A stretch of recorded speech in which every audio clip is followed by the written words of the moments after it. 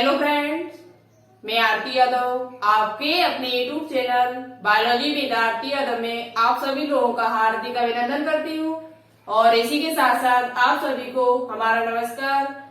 तो आज हम आपके लिए टॉप 1000 क्वेश्चंस की जो हमारी सीरीज इस टाइम चल रही है सुबह के टाइम नाश्ते के रूप में, उसकी क्लास नंबर 37 आपके लिए लेकर आए। आज की जो क्लास नंबर है वो 37 है और आज की क्लास आपके एग्जाम्स के लिए वेरी वेरी इंपोर्टेंट होने वाली है, क्योंकि आज हम आपके लिए जियोलॉजी और बॉटनी दोनों के ही क्वेश्चंस लेकर आई हूँ।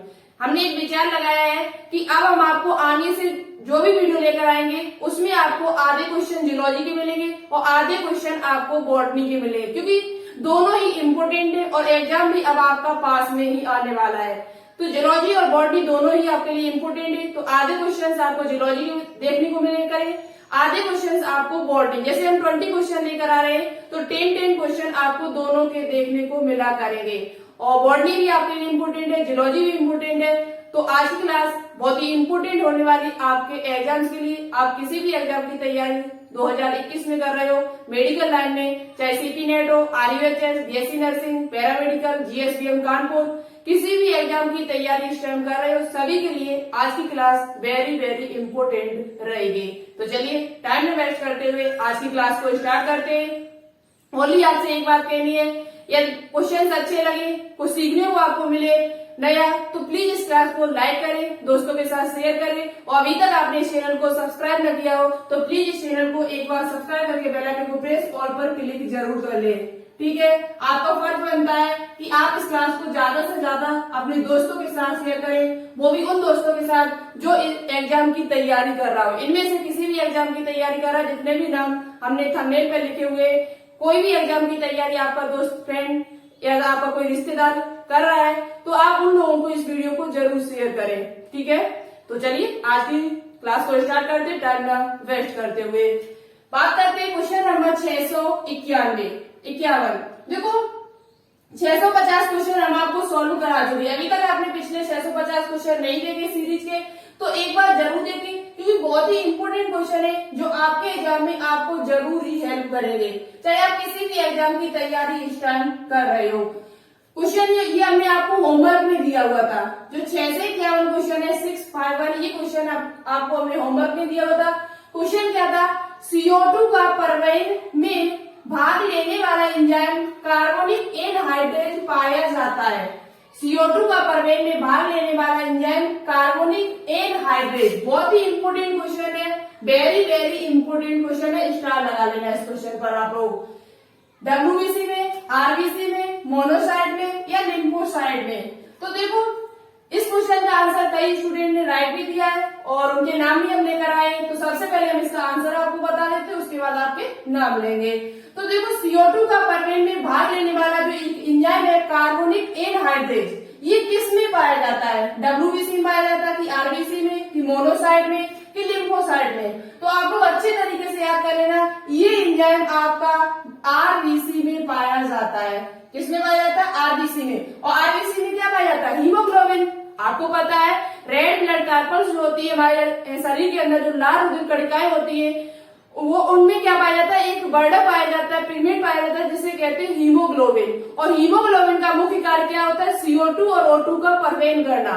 O2 यानी कि ऑक्सीजन और कार्बन डाइऑक्साइड का ये क्या करते हैं, परवेन करती है, यानी कि ट्रांसफर करती है, एक स्थान से दूसरे स्थान में ले जाने में सहायक होती है। तो अब ये जो RBC है, RBC के अंदर क्या पाया जाता है, हीमोग्लोबिन। तो मेन बात है यहाँ पर हुई कि RBC में ही ये एंजाइम होगा, ये एंजाइम जो आपका होगा वो कहाँ पर होगा, RBC में होगा। इस प्रकार से भी आप आइडिया लगा सकते थे। ठीक है, तो बात करते हैं इस क्वेश्चन का राइट आंसर क्या, ऑप्शन नंबर जो बी होगा वो इस क्वेश्चन का राइट आंसर है। अब बात करते हैं किन किन स्टूडेंट ने इसका राइट आंसर दिया। तो हमारे पास सबसे पहले जो आंसर आया था वो आपका महेंद्र यादव, आरजू शर्मा, डॉक्टर शिबू, आकांक्षा चौरासिया और आहवा यादव। इन स्टूडेंट्स ने बहुत ही अच्छा आंसर दिया, इसके लिए आपको वेरी वेरी थैंक यू। इसी प्रकार से आप लोग आंसर देते रहो हमेशा और आपका सिलेक्शन एक बार जरूर होगा 2021 में। लगातार क्लास को देखते रहना। यदि आप लोग लगातार क्लास देखते रहे, दोनों क्लास शाम और सुबह की, तो आपको एग्जाम में बहुत ज्यादा हेल्प मिलेगी। बहुत ज्यादा हेल्प मिलेगी आपको। शायद इन क्लासों से सेम टू सेम क्वेश्चंस भी देखने को मिल सकते हैं यदि आप लोग लगातार जुड़े रहे तो। ऐसा नहीं कि 4 मिनट की क्लास देख ली, 4 मिनट आगे देख ली, 4 मिनट पीछे देख ली, बाद बस क्लास हो गई। इससे कुछ नहीं होने वाला मेरे प्यारे स्टूडेंट्स। आपको लगातार क्लास देखनी पड़ेगी, लगातार अच्छे से पढ़ना पड़ेगा, तभी आपका सिलेक्शन हो पाएगा 2021 में। क्योंकि कंपटीशन है वो बहुत ज्यादा है। एक यानी कि सीपी नेट भी देखा जाए तो सीपी नेट में कम से कम 15-16 हजार फॉर्म डल सकते हैं, तो बहुत ज्यादा है 15-16 हजार। और सीटी कितनी है? ओनली 660। ठीक है, तो आप लोग लगातार पढ़ते रहिए। और एक वीडियो आपकी और जल्द आएगी, कौन सा कोर्स बेस्ट है सीपी नेट में, कौन सा कोर्स बेस्ट है, कितनी किसकी सीटी है और कितने साल का कोर्स है, ये वीडियो हम आपके लिए जल्द ही लाने वाले हैं। तो आप लोग, आपके दिमाग में और भी क्वेश्चन कोई सीपी नेट से संबंधित चल रहा है तो आप लोग कमेंट बॉक्स में कमेंट करके मुझे जरूर बताएं, हम उसके पर भी वीडियो लेकर आएंगे। तो चलिए क्लास को देखते आगे। क्वेश्चन नंबर है 652। निम्नलिखित में से रेनेट कोशिका, निम्नलिखित में से रेनेट कोशिका का कार्य क्या है? ये क्वेश्चन हमने आपको कल ही बताया हुआ था और जिन्होंने हमारी क्लास सामान्य देखी होगी उनको इसका आंसर भी पता चल चुका होगा। पोषण में सहायक है, उत्सर्जन का कार्य करती है, रक्त परिवहन तंत्र, तंत्र का तंत्र से। तो देखो अच्छे से याद कर लेना, रेनेट कोशिका जो आपकी है ये संघ एस के हेल्मिंथीज में पाई जाती है। संघ एस के हेल्मिंथीज के जो सदस्य है उनके एस के रेसुआ आपका बुचेरिया ब्रेनकोप्टाइवा, इनके अंदर एक कोशिका पाई जाती है जिसे कहा जाता है रेनेट कोशिका।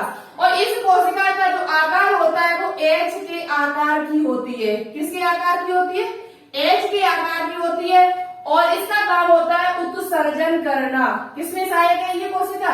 उत्सर्जन में ये कोशिका सहायक होती है। किसके आकार की होती है? तो ये कोशिका आपके एच के आकार की होती है। किसके आकार की होती है? एच के आकार की। और कहाँ पाई जाती है? तो एस के हेल्मिंथीज, फाइलम जो आपका एस के हेल्मिंथीज है उसमें ये कोशिका पाई जाती है। वेरी वेरी इंपोर्टेंट क्वेश्चन है, आपसे एग्जाम में पूछा जा सकता है। और शाम की क्लास आप लोग बिल्कुल भी मिस मत किया करो, शाम की क्लास जरूर देखा कीजिए। टॉपिक यदि आपका क्लियर होगा तो क्वेश्चन एग्जाम में कहीं से पूछ लिया जाए आप पक्का उसे 100% सॉल्व करके आओगे। ठीक है, बात करते हैं क्वेश्चन नंबर 653। तो ऑप्शन नंबर जो बी होगा इस क्वेश्चन का राइट आंसर होगा। रेनेट कोशिका का काम होता है उत्सर्जन करना। निम्न में से हुकवर्म जंतु का वैज्ञानिक नाम क्या है? एक हुकवर्म नाम का जंतु था, वो किसमें था? वो भी आपका फाइलम एस के हेल्मिंथीज में ही आता है। हमने आपसे बोला था कि जो एस के हेल्मिंथीज जो एमसीक्यू है वो आपको सुबह की क्लास में देखने को मिलेंगे। तो वही क्वेश्चन हम आपको सॉल्व करा रहे हैं जो आपके एग्जाम्स के लिए इम्पोर्टेंट है। निम्न में से हुकवर्म जंतु का वैज्ञानिक नाम क्या है? Taenia saginata, Wuchereria, Ancylostoma, Enterobius. तो देखो आप लोग अच्छे से याद कर लेना, हुकवर्म जंतु का जो वैज्ञानिक नाम है वो आपका है एंसाइलोस्टोमा। हमने आपको कल की वीडियो में बताया हुआ था। हुकवर्म एक प्रकार का सदस्य है किसका? एस के हेल्मिंथीज का। और इसका जो वैज्ञानिक नाम है वो आपका होता है एंसाइलोस्टोमा।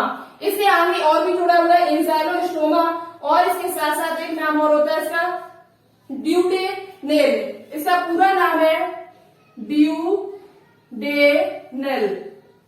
Duodenal, Ancylostoma duodenal. लेकिन आप इतना ही याद कर लीजिएगा, नीचे का आपको याद हो तो अच्छी बात है, ना याद हो तो कोई बात नहीं है। आपसे सिर्फ ज्यादातर एग्जाम में इतना ही पूछा जाएगा कि एंसाइलोस्टोमा किसका नाम है।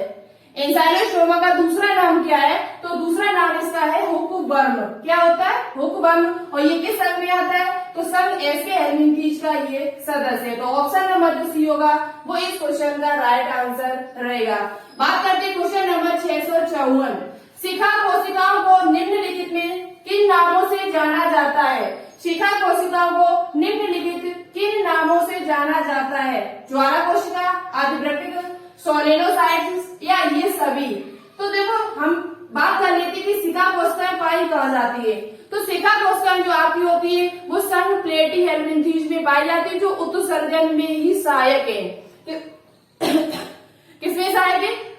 उत्सर्जन करने में ही सहायक होती है। और इनका काम क्या? उत्सर्जन करना। ये पाई कहाँ जाती है? तो प्लेटी हेल्मिंथीज के सदस्यों में पाई जाती है। अब आपसे पूछा क्या गया कि इसका और क्या नाम हो सकता है? तो देखो शिखा कोशिका को ज्वाला कोशिका भी कहते हैं, आदिवृक्क भी कहते हैं, साथ ही साथ इसे सोलेनोसाइट्स भी कहते हैं। हमने आपको बताया था सिका कोशिकाओं को कई नामों से जाना जाता है। एक नाम इसका और है जो आपका है प्रोटोनेफ्रिडिया। एक नाम से इसे और जाना जाता है, इसका जो दूसरा नाम है वो है प्रोटोनेफ्रिडिया। प्रोटो ये नाम भी आप लोग याद कर लें। तो ये कई नाम इसके हैं, प्रोटोनेफ्रिडिया। तो देखो सिका कोशिकाओं को कितने नामों से जाना जा रहा है? ज्वाला कोशिका कहते हैं इसे ही अद्रक कहते हैं, इसे ही सिका कोशिका, इसे ही सोलेनोसाइट्स और इसे ही आप क्या कहते हैं? प्रोटोनेफ्रिडिया भी कहते हैं। तो इन नामों से आपको सिका कोशिका यानी फ्लेम सेल, इंग्लिश में इसे कहा जाता है फ्लेम सेल। क्या कहा जाता है? Flame cell. सिका कोशिका यानी ज्वाला कोशिका इंग्लिश में क्या कहा जाता है? फ्लेम सेल के नाम से भी जाना जाता है। तो ये सभी नाम आप लोग याद कर लेना। तो ऑप्शन नंबर जो डी होगा वो इस क्वेश्चन का राइट आंसर रहेगा। चारों नाम अपनी नोटबुक पे अच्छी तरीके से नोट डाउन कर लेना आपको है। बात करते क्वेश्चन नंबर 655। यकृत कृमि में निम्न में से कौन सा लार्वा पाया जाता है? यकृत कृमि में निम्न में से कौन सा लार्वा पाया जाता है? यकृत कृमि इसे कहा जाता है क्या? फ्लूकवर्म। यकृत कृमि में निम्न में से कौन सा लार्वा पाया जाता है? ये भी आपका किसका? प्लेटिहेल्मिन्थीस का। फीता कृमि, यकृत कृमि, ये सभी किसमें आते हैं? तो फाइलम प्लेटिहेल्मिन्थीस के सदस्य हैं ये। ओंकोस्फियर, मिरासीडियम या हेक्साकैट या सिडपिड। तो आपको पता है देखो सिडपिड जो लार्वा जो आपका था वो किसमें था? टीनोफोरा में था। और ये आप लोगों को याद भी कर लेना है अच्छी तरीके से। जो सिडपिड नाम का जो लार्वा था वो आपका संग टीनोफोरा में था। बात करते यकृत कृमि का क्या है? तो यकृत कृमि का जो लार्वा होता है उसे कहा जाता है मिरासीडियम लार्वा। क्या कहते हैं? मिरासीडियम लार्वा के नाम से इसे जाना जाता है। ऑप्शन नंबर जो बी होगा वो इस क्वेश्चन का राइट आंसर रहेगा। देखो क्वेश्चन आपको आगे के जो क्वेश्चन है बॉडी के क्वेश्चन मिलेंगे और बहुत ही इंपोर्टेंट क्वेश्चन है, आपके एग्जाम में पूछे गए क्वेश्चन है।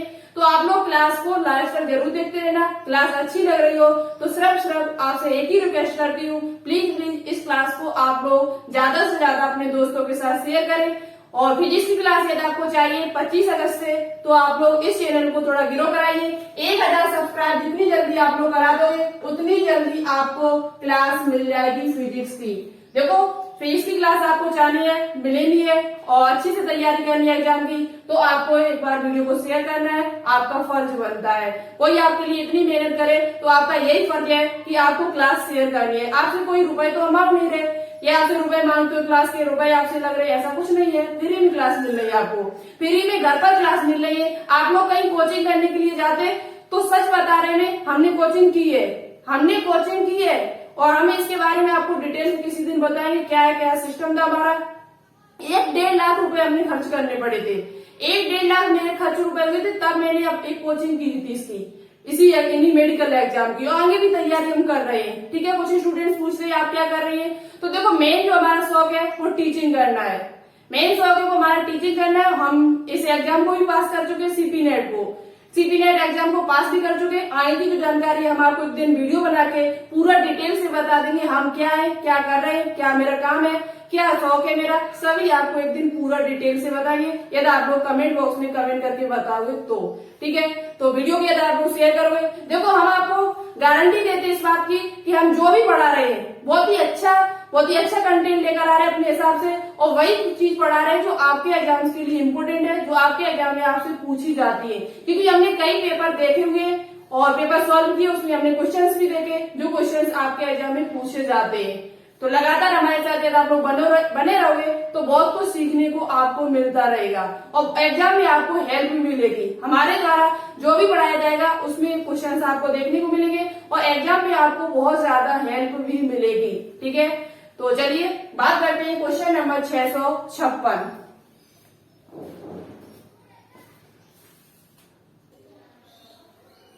तो देखते हैं नेक्स्ट क्वेश्चन हमारा क्या है।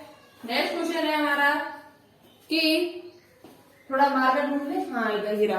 देखो नेक्स्ट क्वेश्चन है 656 क्वेश्चन में लिखा है कि एस्केरिस सबसे अधिक किसमें पाया जाता है। एस्केरिस जो है आपका एस्केरिस का सदस्य है। एस्केरिस सबसे अधिक किसमें पाया जाता है? स्त्री, पुरुषों में, बच्चों में या ये सभी में? ये सभी में पाया जाता है कि केवल बच्चों में, पुरुषों में या स्त्री में पाया जाता है? तो देखो एस्केरिस जो होता है आपका एक परजीवी है और ये सबसे ज्यादा आपके बच्चों में पाया जाता है। किसमें पाया जाता है? बच्चों की आंत में सबसे ज्यादा ये पाया जाता है। तो ऑप्शन नंबर जो सी होगा वो इस क्वेश्चन का राइट आंसर होगा। इस क्वेश्चन को आप लोग अच्छे से याद कर लेना, कंफ्यूज मत होना कभी। एस्केरिस के बारे में आपसे पूछा जाए कि सबसे अधिक कहाँ पाया जाता है, तो एस्केरिस सबसे अधिक बच्चों में पाया जाता है। किसमें पाया जाता है? बच्चों में। तो ऑप्शन नंबर जो सी होगा वो इस क्वेश्चन का राइट आंसर रहेगा। बात करते हैं क्वेश्चन नंबर 657। बुचेरेरिया ब्रेंकुटाई नामक निमेटोडा। निमेटोडा देखो ऐसे हेमिंथीज को निमेटोडा भी कहा जाता है। निमेटोडा एक इसका वर्ग है और वो भी सबसे बड़ा वर्ग।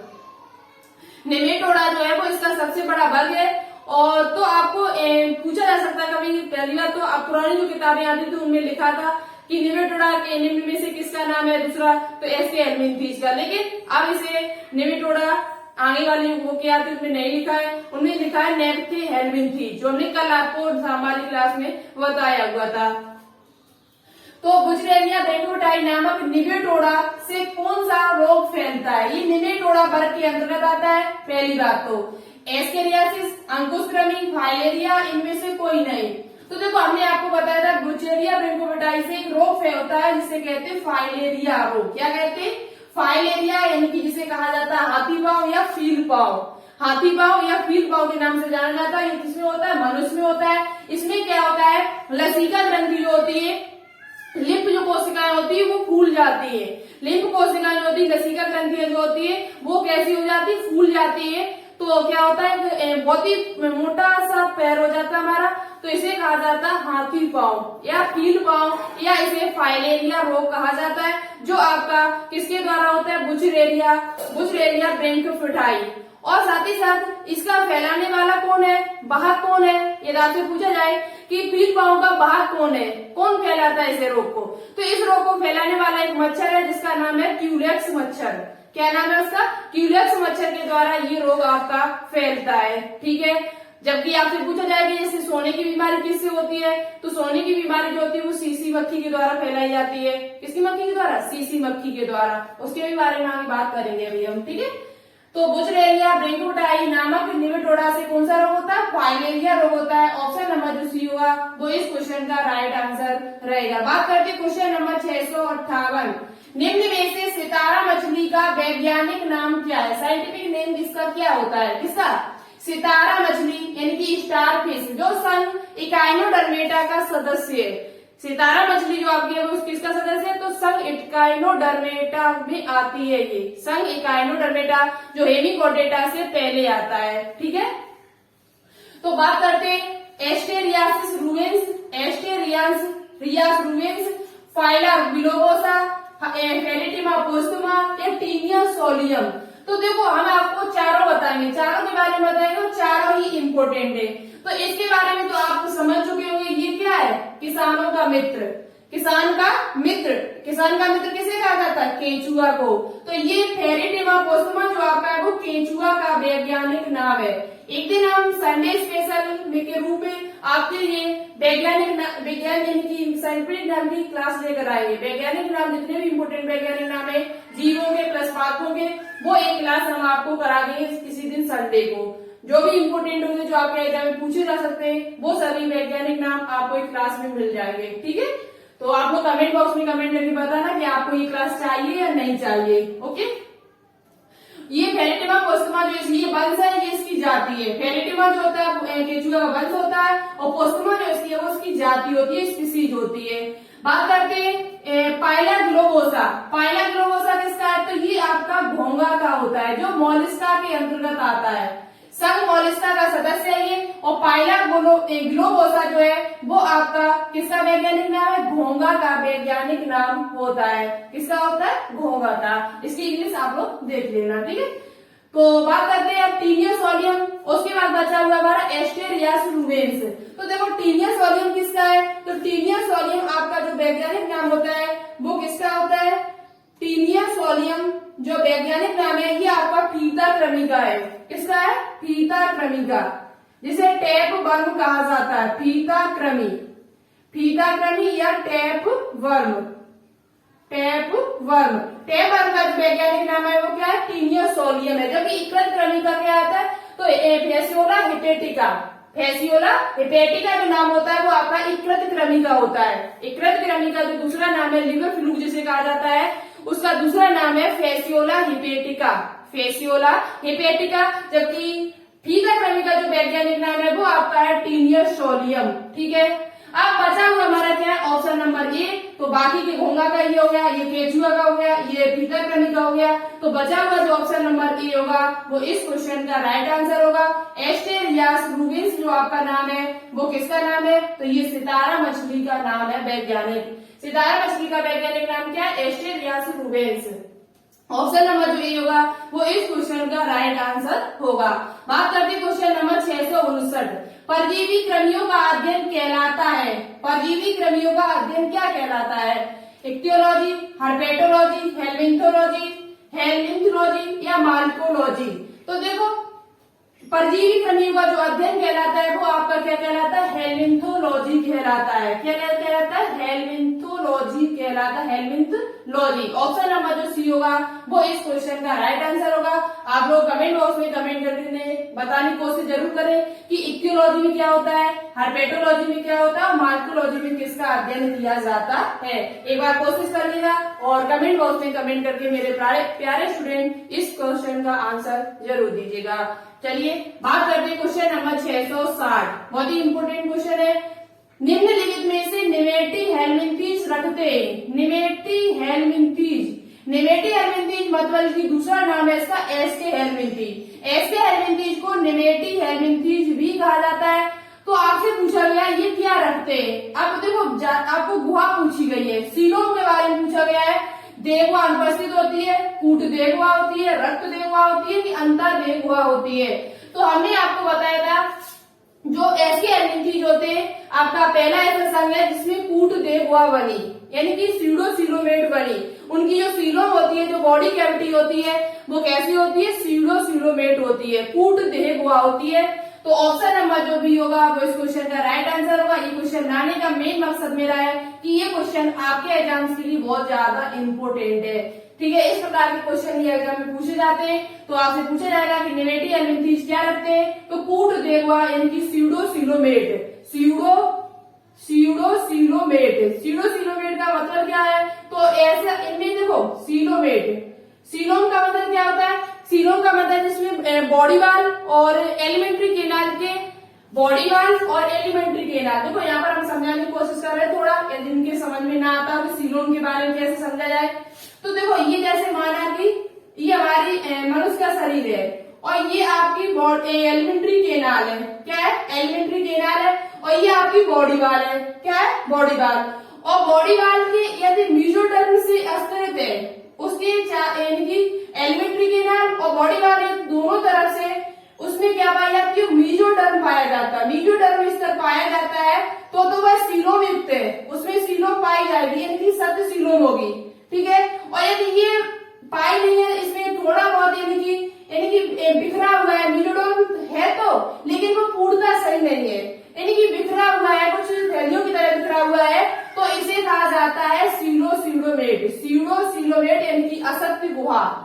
गुहा तो है उसमें मतलब मेसोडर्म तो है लेकिन वो थैलियों के रूप में बिखरा हुआ है, इसलिए इसे कहा जाता है सीडोसिलोमेट। और यदि ये पूर्णता होता तो ये होता हमारा क्या, सीलोमेट। क्या होता है ये, सीलोमेट। तो इस प्रकार से आप सीलोमेट को समझ सकते हैं। देहगुहा जिसे कहा जाता है, जिसे इंग्लिश में बॉडी कैविटी के नाम से भी जाना जाता है। शरीर में जो गुहा पाई जाती है उसे क्या कहा जाता है। और आपने देखा होगा एलिमेंट्री केनाल और बॉडी वाल के बीच में गुहा थी, क्या थी, गुहा, उसमें जेलीनुमा पदार्थ भी भरा होता है। ठीक है, तो इसकी जो देहगुहा होती है निम्नलिखित में निमेटी हेलमिंथीज रखते हैं, तो कैसी गुहा रखते हैं, कूट देहगुहा रखते हैं। बात करते हैं क्वेश्चन नंबर 661।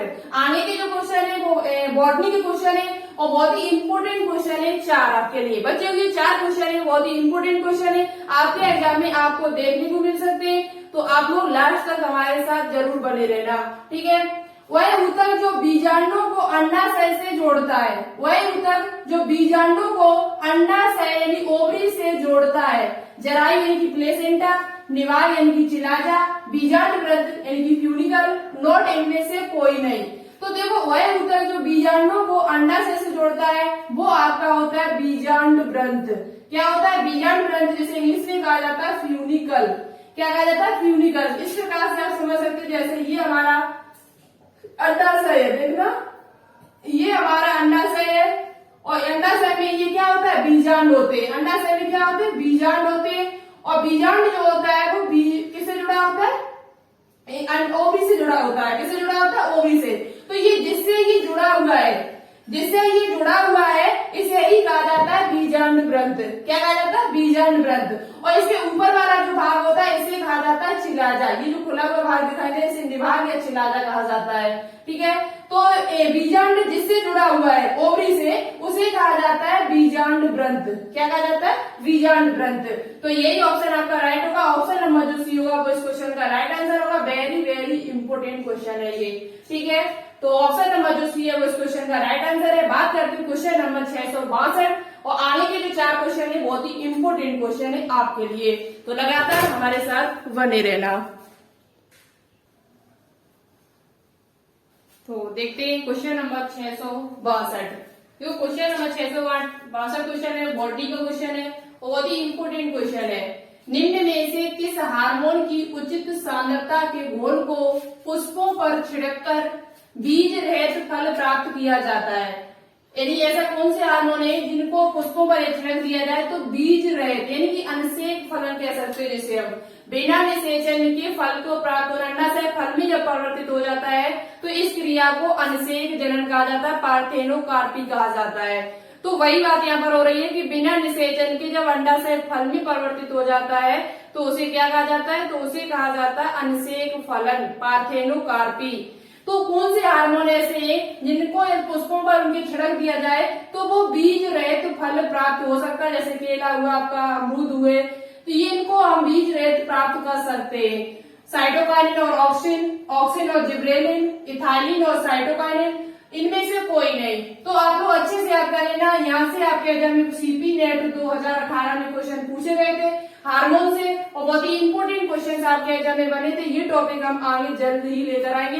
प्लांट हार्मोन से क्वेश्चन एग्जाम में पूछे जाते हैं आपके, चाहे आप किसी भी एग्जाम की तैयारी कर रहे हो इस टाइम। तो देखो मेन जो इसका राइट आंसर है वो आपका है ऑक्सिन और जिब्रेलिन।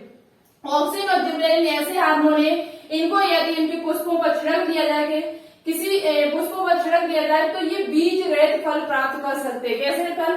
बीज रहित फल प्राप्त किए जा सकते। तो वो कौन से हार्मोन है? ऑक्सिन और जिब्रेलिन। ऑप्शन नंबर जो बी होगा वो इस क्वेश्चन का राइट आंसर रहेगा। कौन सा? ऑप्शन नंबर बी है वो इस क्वेश्चन का राइट आंसर है। ऑक्सिन और जिब्रेलिन की मात्रा एक उच्च सांद्रता के घोल को पुष्पों पर छिड़क दिया जाए तो क्या होगा? बीज रहित फल प्राप्त किए जा सकते, जैसे केला हुआ, अमरूद हुआ आपका। ठीक है, बात करते हैं question number 663। Very very important question है ये। क्वेश्चन बहुत ही इंपोर्टेंट क्वेश्चन है और आपको एग्जाम में देखने को भी मिल सकता है। इस क्वेश्चन को हम बिग फिगर के साथ आपको समझाएंगे, बिग फिगर के साथ समझाएंगे। बहुत ही अच्छा क्वेश्चन है और यहाँ से आपके 3 क्वेश्चन तैयार होंगे। कितने क्वेश्चन तैयार होंगे? 3 क्वेश्चन। तो बात करते क्वेश्चन क्या है पहले। जब जायम के ऊपर से सभी पुष्पीय भाग निकलते हैं तो पुष्प कहलाता है। इसका फिगर आपको स्क्रीन पर दिख रहा होगा, यहाँ पर हम लगा देंगे। यहाँ से आप तीनों चीज देख सकते हैं। यहाँ पर हाइपोगाइनस कहते हैं, एपिगाइनस कहते हैं या पेरिगाइनस कहते हैं। जब जायम के ऊपर से सभी पुष्पीय भाग, बाकी की जैसे हमारा जो पुमंग होता है और बीजांड ग्रंथ है, ये जब पुष्प के ऊपरी भाग से निकले, आपको फिगर नंबर जो दिखाई दे रहा होगा इसका फिगर नंबर तीसरे नंबर वाला जो फिगर आपको दिखाई दे रहा है उसमें आप ध्यान से थोड़ा देखना तो आपको अच्छी तरीके से समझ में आएगा कि जब जायम के ऊपर से सभी पुष्पीय भाग निकलते हैं तो इसे क्या कहा जाता है? तीसरे नंबर का फिगर दिखाई दे रहा है जिसे कहते हैं एपिगाइनस। क्या कहा जाता है? एपिगाइनस कहा जाता है। ऑप्शन नंबर जो बी होगा वो इस क्वेश्चन का राइट आंसर होगा। बात करते हैं हाइपोगाइनस क्या होता है और पेरिगाइनस क्या होता है। इनके भी फिगर आपको दिखाई दे। सबसे पहला जो फिगर आपको स्क्रीन पर दिखाई दे रहा होगा वो आपका है हाइपोगाइनस का। किसका है? हाइपोगाइनस का। हाइपोगाइनस का मतलब क्या होता है? तो जब पुष्प के जो अन्य भाग है वो जायंग के नीचे उत्पन्न होते हो। जायंग के आपको नीचे दिखाई दे रहे होंगे। जब पुष्प के अन्य भाग जो आपको वो नीचे दिखाई दे रहे हो, ऊपर जायंग दिखाई दे रहा होगा, तो इसे कहा जाता है हाइपोगाइनस। इसकी उदाहरण भी बात कर लेंगे, अभी उदाहरण भी हम आपको बताएंगे।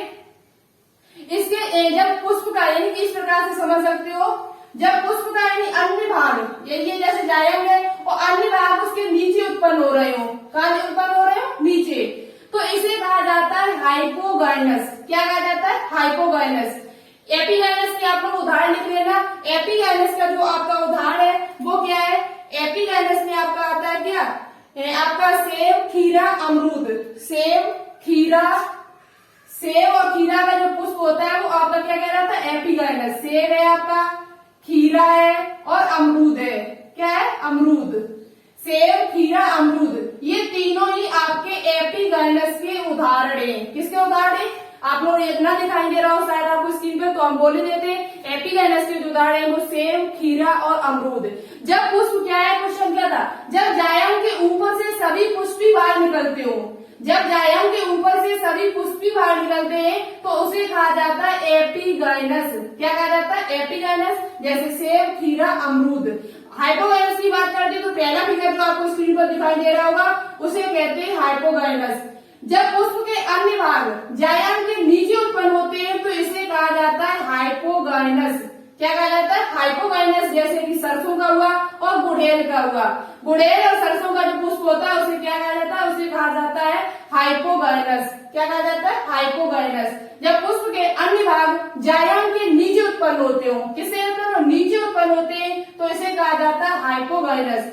बात करते हैं पेरिगाइनस क्या होता है, तो जब जायंग तथा पुष्प के जो बीच वाला फिगर आपको दिखाई दे रहा होगा वो आपका है पेरिगाइनस का। किसका फिगर है, वो आपका जो फिगर है वो पेरिगाइनस का है। जब जायंग तथा पुष्प के अन्य सभी भाग पुष्पासन पर समान स्थिति हो, यानी जायंग और बाकी के जो भाग है वो समान स्थिति पर जब लगे हुए आपको दिखाई दे रहे होंगे बीच में, तो वो आपके क्या होते, तो उसे कहा जाता है पेरिगाइनस। क्या कहा जाता है, पेरिगाइनस। जैसे गुलाब हुआ, आपका आड़ू हुआ, पीच कहा जाता है।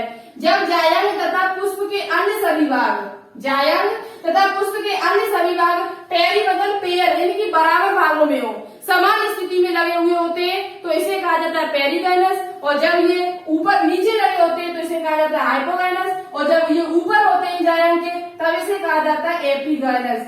ऊपर है तो एपिगाइनस, नीचे है जायंग के तो हाइपोगाइनस, हाइपो, ठीक है। और जब ये बराबर भाग में समान यानी कि समान जायंग और बाकी के भाग समान में लगे हुए, बराबर भाग में लगे हुए हैं तो उसे कहा जाता है पेरिगाइनस। जैसे कि गुलाब और आड़ू, इसका सरसों और गुड़हल, इसका जबकि सेब, खीरा और अमरूद। ये क्वेश्चन, ये तीनों ही क्वेश्चन आपके लिए वेरी वेरी इंपोर्टेंट है। फिगर आपको स्क्रीन पर दिख गया होगा, अच्छे से समझ लेना। कोई प्रॉब्लम हो तो कमेंट बॉक्स में कमेंट करके जरूर बताएं। और जो भी क्वेश्चन हमने आपसे पूछे हुए सभी का आंसर आप लोग जरूर दीजिएगा। जो भी पीछे हमने आपसे क्वेश्चन पूछे सभी का आंसर बताइएगा। और देखिए कौन हमारा स्टूडेंट सबसे जितने क्वेश्चन हमने पूछे सबका राइट आंसर देता है। तो आज क्वेश्चन हमने कितने कंप्लीट किए, आपके 663। वैसे देखा जाए तो 665 क्वेश्चन तैयार हुए आपके, लेकिन हम 663 ही आपके गिर रहे। 663 क्वेश्चन हमने आपके कंप्लीट किए। 664 क्वेश्चन आपको कल नेक्स्ट वीडियो में मिलेगा। और आगे के जो क्वेश्चन होंगे वो दोनों के ही क्वेश्चन होंगे, बॉटनी और जूलॉजी, दोनों के ही क्वेश्चन हम लेकर आए, क्योंकि एग्जाम आपका है वो पास में ही आने वाला है। तो आप लोग तैयारी करते रहिए, हमारे चैनल के साथ हमेशा जुड़े रहिए, अच्छे से तैयारी कीजिए।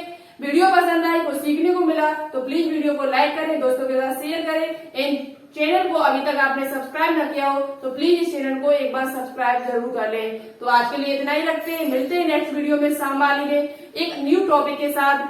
टॉपिक आपका रहेगा एनिलिडा।